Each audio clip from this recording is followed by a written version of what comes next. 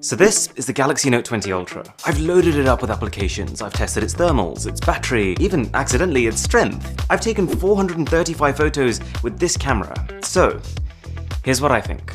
I still remember picking the phone up for the first time just a few weeks ago and thinking, they've done it. This is how an Ultra phone should feel. And even now that the dust has settled, every time I take this out of my pocket, I'm internally nodding my head thinking, yeah, this feels right. It could do with being a bit less slippery, and the huge camera module does get in the way a bit when trying to game, but I'm nitpicking. For me, it's almost perfect. And I could say that about a lot of things with this phone. The size feels just right. I wouldn't make it bigger because it only just fits in my hand, but I also wouldn't make it smaller, because when you've used a screen like this, you don't want to go back.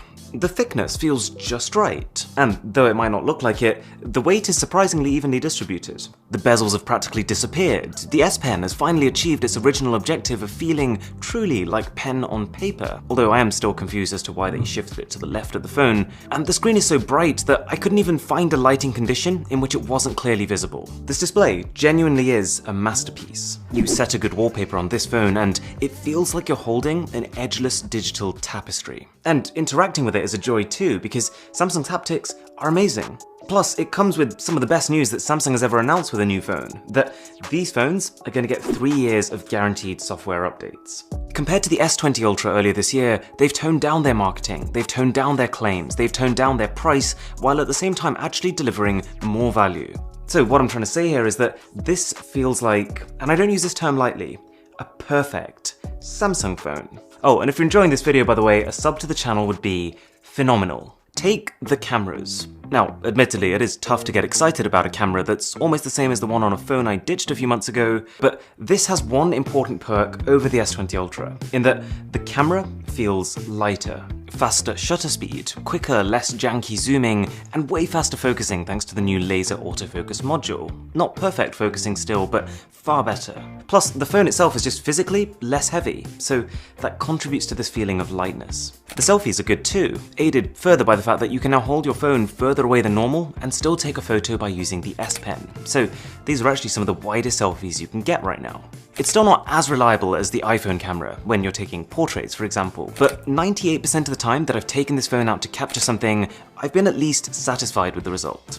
The 2% of times where I did have a problem were often just because of how this 108 megapixel sensor produces images. Because it has a very narrow plane of focus, I found myself a few times taking photos of things that are closer up, thinking I'd got it completely in focus, when actually a part of it is ever so slightly out of focus.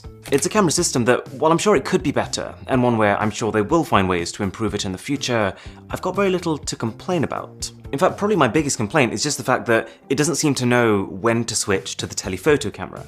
See, when you're zooming into things, it should switch as soon as you pass 5 times zoom to maintain quality, but sometimes I've had to get to 11 times zoom before the phone finally realizes, oh yeah, we should probably change lenses now. Also, massively underrated feature is the new Samsung DeX. This went from first needing a specialized dock just to work, to then needing just a cable, to now needing nothing. And it's probably one of the use cases that truly shows the power of the phone. Being able to show your photo album while playing a YouTube video and doing 5 other things at the same time really is quite cool. However, the reason I say this is a perfect Samsung phone, and not just a perfect phone, is that I do have problems with it. There are things I don't like, and pretty much all of those things are just Samsung being Samsung.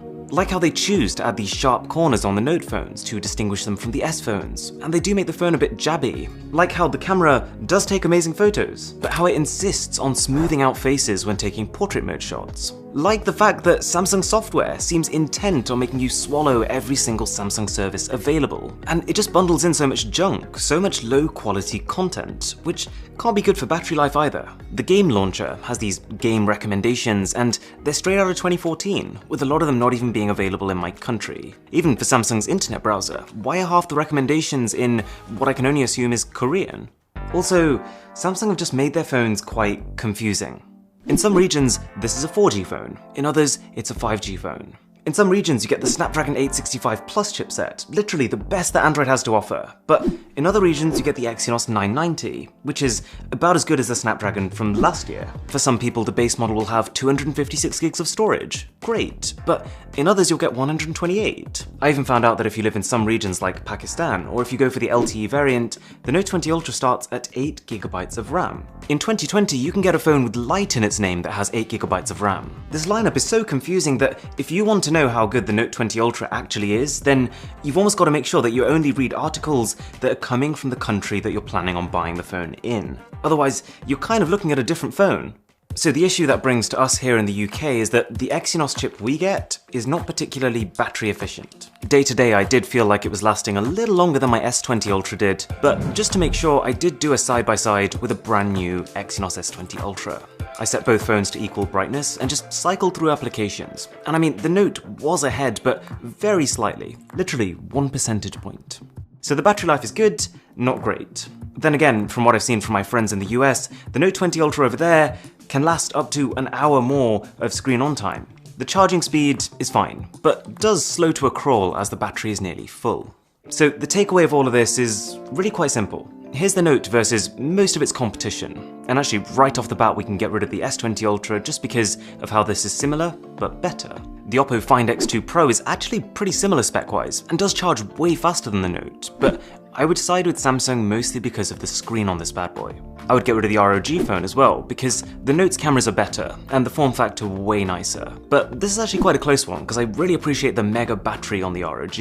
In fact, the Note's cameras are also far more reliable than Sony's Xperia 1 II, so let's drop that. And we can also remove the Xiaomi, as for the time being, it's a China-only model, and the Huawei P40 Pro Plus for most users because of the lack of Google apps. So, that leaves us with the OnePlus 8 Pro, a great pro-level phone for less, the iPhone 11 Pro Max if iOS is your platform of choice, although it might make sense at this stage to wait for the iPhone 12 series coming soon, and the Galaxy Note 20 Ultra, as my phone of choice right now, if budget isn't an issue. Providing you're okay with the fact that this is very much a Samsung experience, the way it takes photos, the software, the slight extra Exynos battery drain, then this really is Samsung's pinnacle, the culmination of years of redesigns and problem fixes. It does make me dream about what this phone could have been had we had clean Google Pixel software and Google's image processing algorithm, but we have what we have. And actually, I'm kind of curious, where do you go from here? What is Samsung going to bring us next? Because of how with tech there are diminishing returns to almost everything, I couldn't see Samsung increasing screen resolution further or making the refresh rate higher for quite a long time, so I guess I'm just kind of curious where Samsung is going to take these phones in the future such that they're still keeping the average consumer engaged. Because this feels so close to the perfect bar phone that we imagined when smartphones started.